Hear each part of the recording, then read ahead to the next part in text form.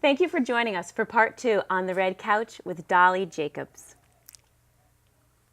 Your plate is so full. I cannot believe how much you do and how much you and your husband do together. I love what you've done to give back to the community. It's so exciting. Tell me a little bit about Laughter Unlimited. Laughter Unlimited is our clowns and entertainers that go into nursing homes, retirement centers. Started at the Pines of Sarasota. Has its many different programs. It has a special program for the dementia and Alzheimer's unit, which is called Memories Lost and Found. It's got special programs for depending on where they go.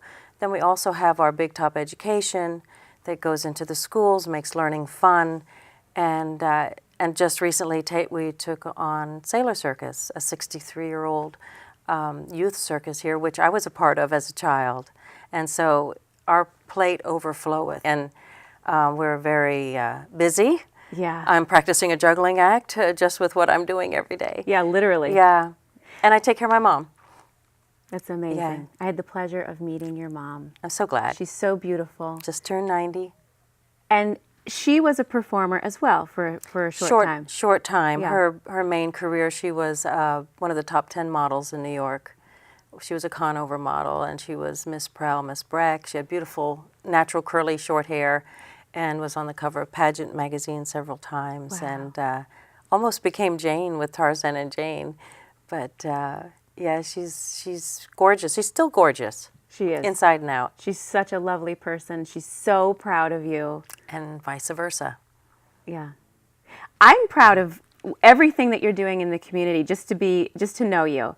Thank you. The circus, the Laughter Unlimited, where the clowns go into the hospitals, and it's 365 days a year. Yes. And you know, it's not just nursing homes and the hospital. We also go into United Cerebral Palsy. We had a program down at Loveland Center, and it's just very rewarding what we do. If I tell you the story about this one little girl who was part of UCP, and we brought this program, our entertainers and clowns that were there, it's not just entertaining, it's relationship building. Sure. And helping depending on wherever they are. And so they had the residents that were there that partake in the United Cerebral Palsy.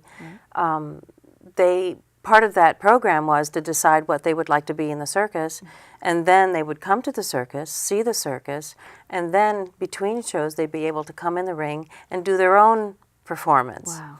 And we did that. And it was just wonderful. We had some of them that wanted to be a clown, some wanted to be a ringmaster, some wanted to juggle, and they all practiced prior to coming. And so they saw the show, and then they came into the ring afterwards, and the juggler had the world-renowned juggler from the show help him, and the ringmaster with the ringmaster. And there was one little girl, Katie, who's, I think at the time was about 21, beautiful little girl, wanted to fly, but unfortunately she is confined to a motorized wheelchair, which are very heavy. And it's like, okay, how are we going to do this? And Pedro, being Pedro, was able to take the batteries off of her wheelchair for weight purposes and strap the straps underneath her wheelchair. And I had a beautiful white chiffon cape that I put around her and some white feathers in her hair. Wow. And she flew. Oh my goodness. She flew with the wheelchair, and it was just, there wasn't a dry eye. And she was smiling from ear to ear before she even left the ground. It was so wonderful to be able to do something like that for somebody. It's remarkable. Makes you feel good. Makes you feel good. And we do a lot of that. And like you said, you don't just show up and, do something which would be wonderful like once. You're there every week of the year. Yeah. So you get to have that real relationship. Yes, and like in the independent living, the clowns will get to know Jane or, whoever, John. Right.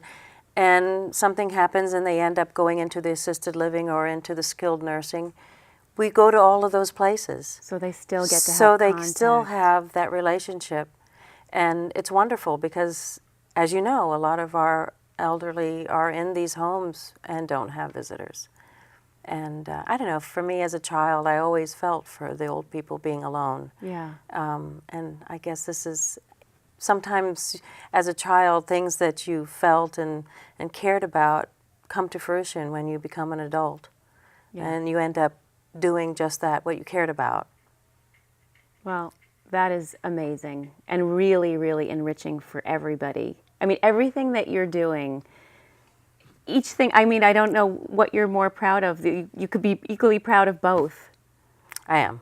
I'm thrilled that I can take the profession that I've had all my life just about, and to be able to give back to the community through it. Not only with performances and having grandparents take their kids and grandkids and have a family memory making time, and presenting a circus at the highest level with acts from all over the world. I'm proud of that, but I'm also extremely proud of what we do outside of the ring, bringing the circus to those that can't come, bringing happiness and love and laughter to those that are alone. It seems like what you learned in the circus arts can translate for the rest of us that aren't in the circus arts into life, just the can-do attitude and breaking things down into manageable steps and believing in yourself. Yeah, I think that's the main thing, is believing in yourself, knowing that you're capable of doing it. And anything in life, if you can succeed in something, doesn't mean that you do it at the same speed as everybody else, but if you accomplish something, I know anybody who has accomplished something and they have that self-pride. Right. I thrive off of that because, well, not only I would risk my life and, I'm alive, so that's a great accomplishment right there. But no, I'm to do like the full flyaway somersault on the rings. It hadn't been done for 40 years, and the few people that had done it either became paralyzed or were hurt or died. And it was something that I challenged myself because I knew I could do it, and it was a matter of safety first and doing 100 or 99 good ones before I took the belt off, and that was the only trick I practiced with the belt. And to look at life the same way, to be able to say that you can accomplish something and without saying no first, just putting one foot in front of the other and making an effort. Just make an effort. There's days when I don't want to practice or go to the gym, and as long as I go there and make an effort, I'm that much ahead. And then you're closer to your goal. Right. So I live that way. I live day in and day out. I try to look at life positively. I find that if you focus on something negative that happened to you before, it becomes bigger than it originally was. And why put salt in the wound? Why do it to yourself? It's not benefiting yourself. It's not benefiting the situation. You're not going to erase it. So why not remember something wonderful that happened to you and be a happy person? You have a choice. You can be happy or you can be miserable. And I choose to be happy. And it didn't come to me, I wasn't born this way. I went through years of, being miserable, and I woke up and I said, why am I doing this to myself?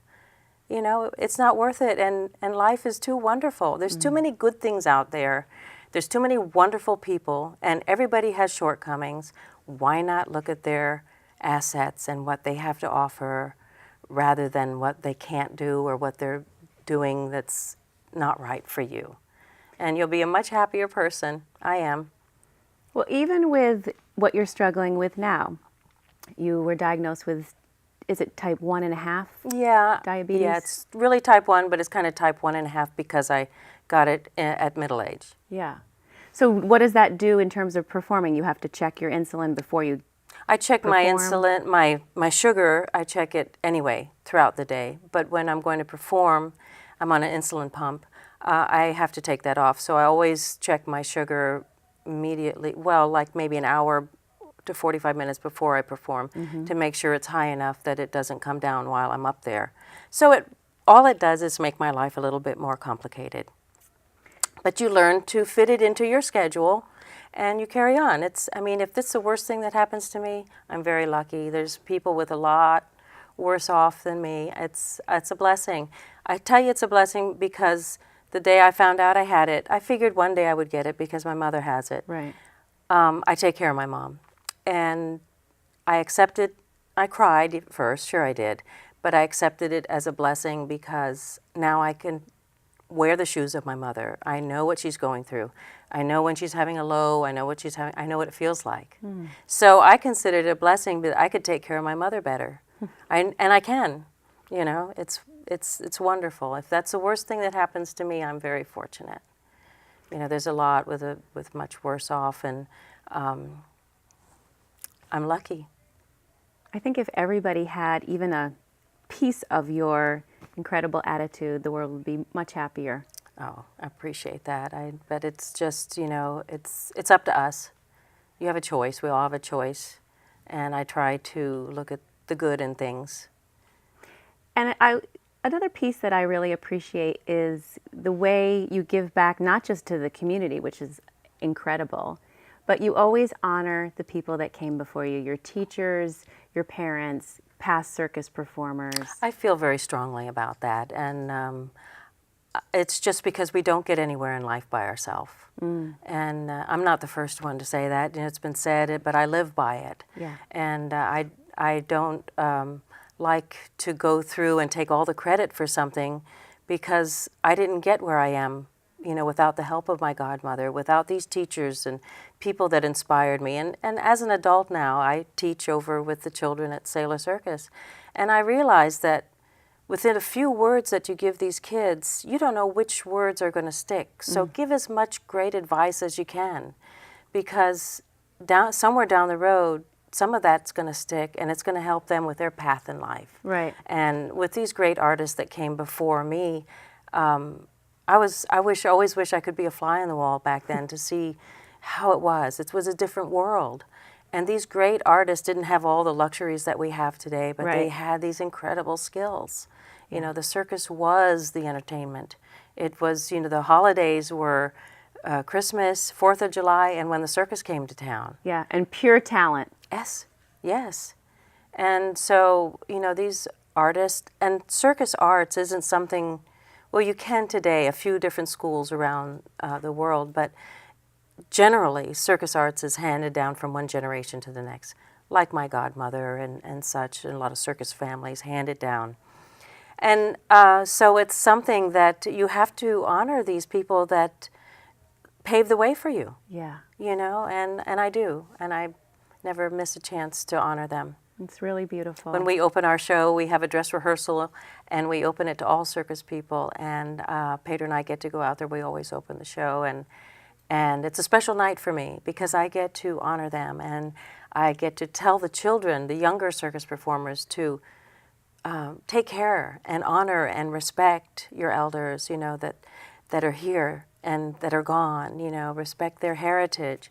And then I have those that have performed from 1950 and prior to stand up and the house lights come up. And I tell you what, I get tears in my eyes because it is incredible to see them stand with such pride and have the rest of the circus audience, you know, give them a standing ovation. It's really heartwarming and so deserved. Yeah. So deserved.